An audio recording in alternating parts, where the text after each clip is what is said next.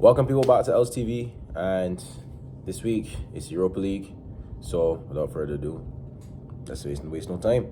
Let's get straight into it. So we have a Europa League game this week on Thursday. Of course it is on Thursday. Against, I think it's FCUG Union or something like that. So I don't even know where the team is from, to be honest. It should be a straightforward game, honestly. Like, even with how bad we've been in recent time, I don't think we're going to go and lose this game. And even if we lose this game, we're still qualified. I think we'll still qualify. But I don't think we're going to lose this game. The worst we can get is a draw, and we'll still go through. So I don't think there's a lot of pressure in this game, which is good for our players because their mentality is not there in it. So, yeah, man, to talk more about this game, I think it's going to be a pretty easy win for United. I don't really see any stress here. I don't think the other team is really that great. I didn't do a lot of research really into this team because I'm that confident that we can get the win. Like, come on, guys. Like, we haven't lost to Europe this season, and yes, we're bad, but we're coming off of that win against Fulham was awful. I'm sorry to say that was an awful game, but we got the 3 points. So coming off that win, so we can get some good momentum. We have a new signing. Let me talk about the new signing. Patrick Dorgu from Lecce. We got him for 30 million euros plus 5 million add-ons, which is like 24.7 million pounds, something like that. Pretty good price, I say. As Lecce wanted like 40 million, but we got him for 24. It's not bad. It's not bad at all. Decent business in my opinion. Yeah, it fits into the left wing back role, which we needed desperately. We needed a left wing back. It's just not. Delo is not a terrible player, but long term we can't be having him at left wing back. It just doesn't. We need a left footer on that side. I think it'll really help us in the way that we play. Magically, Luke Shaw is back in training. Just like that. Every time we sign a new player in his position, he just comes back into training every single time. I don't know if it's coincidence or he's doing it on purpose, but that's a mad thing. But anyways, yeah, man. Patrick Dorgu, I'm pretty excited about this signing because we have, I think, Christopher Vale or whatever now in our scouting department. And a lot of people were saying that, previously United get these players and they don't work out. So I'm kind of skeptical of this signing because it's probably not going to work out. Because, like, there's completely different people that are scouting players now. So you can't just go and say, yeah, it's gonna be trash. It could be, but this new scouting department, who knows? It's better. I think it's good that we're getting this kind of like unknown talent, I would say, because like nobody's really watching Lecce, especially United fans. Most United fans are not watching Lecce. Shout out to you if you do. But yeah, man, this guy could just be really good. You know what I'm saying? You just come in, hit the ground running, be a good player in the Premier League. Who knows? It's very possible, but it's also possible that he'll need some time to bed in, which I think will happen. I don't think he'll start right away. I think it'll take him a couple weeks to get up to speed because Serie A is a bit slower than Premier League, so it's going to be different. But you never know. He might suit the league. Yeah, we're also linked to Matthias Tell from Bayern because he's announced he's going to leave. I think we should get him as well.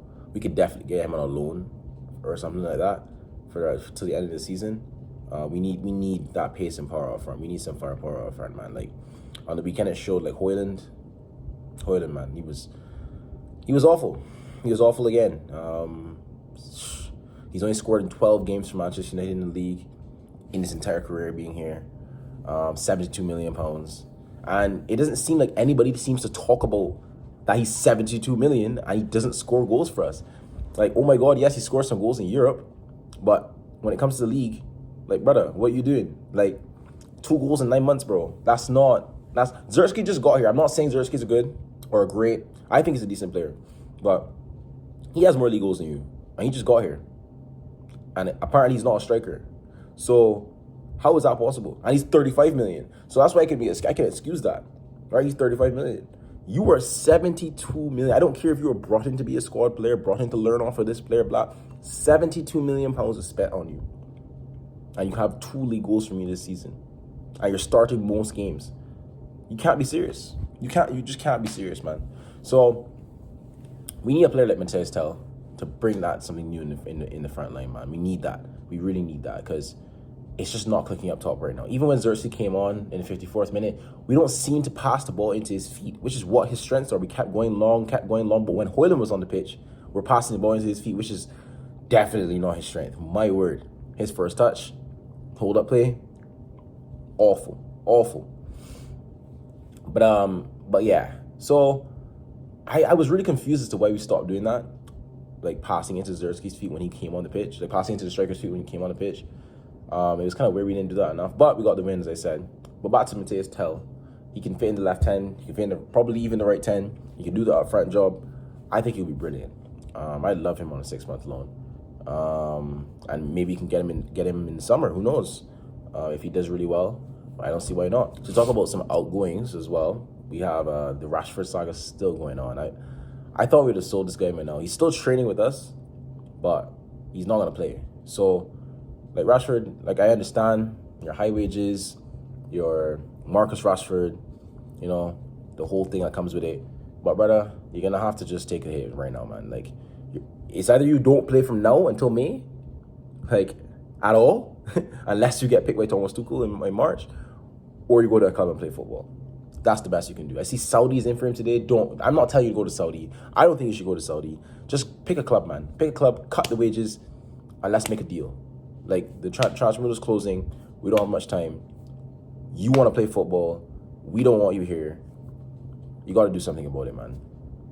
Garnacho's still linked away as well to Chelsea still.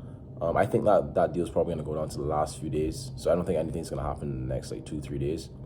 In all honesty, because that's a very tricky deal. Like, we don't really want to sell Garnacho, but Chelsea want him, and they're willing to pay a pretty decent amount of money. I think it's 60.5 million. I would take 60.5 million. Like, I'm not taking less than that. Maybe if you give me 55 plus add-ons that are achievable, but I'm not taking less than that, man. Like, yes, I might not rate Garnacho highly, but you have to look at it like with an unbiased point of view, or whatever it is. It's Garnacho. He's 20 years old. He's hailed up as next Ronaldo, and he has a lot of fans, and all of that there comes with it. So you can't sell him for no 30 million or something like that. That's not how it works. He has a lot of GA. Come on, 100 and something games for Manchester United. It all fits. So definitely should be like 60 million for him. I'd like to see one more incoming. And I want to be a midfielder, but I really don't think we'll get that done. I think we're just going to get maybe Tell or another forward player, and we have Dorgu already. I think that's where our transfer window is going to be, which kind of sucks, but I'm hoping that we maybe get an exclusive news or something that just be after the game maybe. And yeah, man, that's pretty much it. I think we're going to win this game on Thursday 3-1, just to give a little prediction. Those 3-1 win, get into the qualification. Don't have those extra 2 games. Let's get the job done. Let's get the 3 points. I do think we should rotate a little bit for this game. I don't want Ahmad to start this game because I don't want to kill him the entire amount. I actually do want Ahmad to be on the bench in this game. We have enough players to rotate. So I think. But yeah, man, 3-1 win. Hopefully we get these 3 points against whatever team we're playing. Don't know really the name. Union, FCG, whatever it is. And yeah, man, I'll see y'all in the next video. So peace out.